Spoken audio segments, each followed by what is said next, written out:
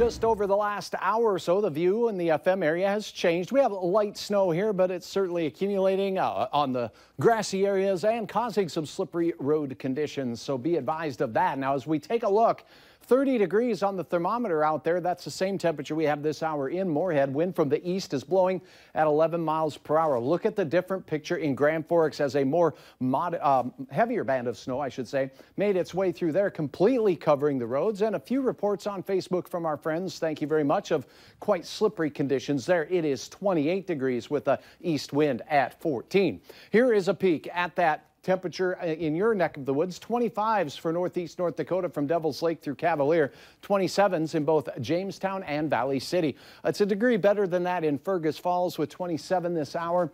In Bemidji. All right, here's a look at the radar. We have one area of snow down to the south in Watertown.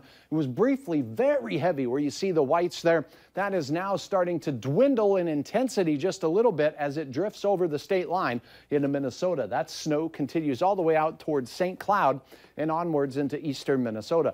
This band, which moved out of the Bismarck area, continues to produce snow in and around Harvey, where there's been over a couple of inches reported already. New Rockford, as well as the Carrington areas, all the way into Grand Forks. Let's take you in just a little bit closer. Here's the heavy band that is now exiting the I-29 corridor and moving off to the east. Sisseton, the snowfall there quieting down while it's just blossoming in southern portions of the metro area, particularly southern parts of Cass County right now. This is drifting northward along the I-29 corridor from Kindred to Castleton. We're seeing flakes start to stick to road surfaces. Now, as we look just north, Highway 200 has been getting some snow since earlier this evening, and the heaviest band in that neck of the woods is now shifting into northern Polk County and right over the Thief River Falls area where you see these little white pixels here, some larger flakes of snow working its way in there.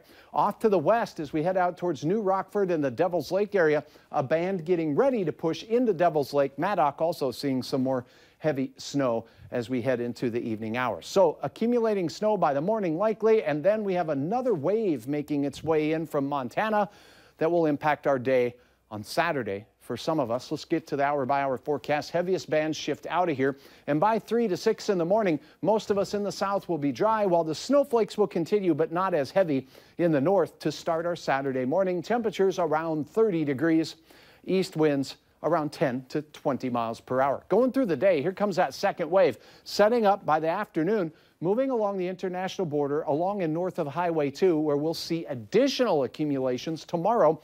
We could even see some late day showers of rain and sleet mixed in as we close out our Saturday.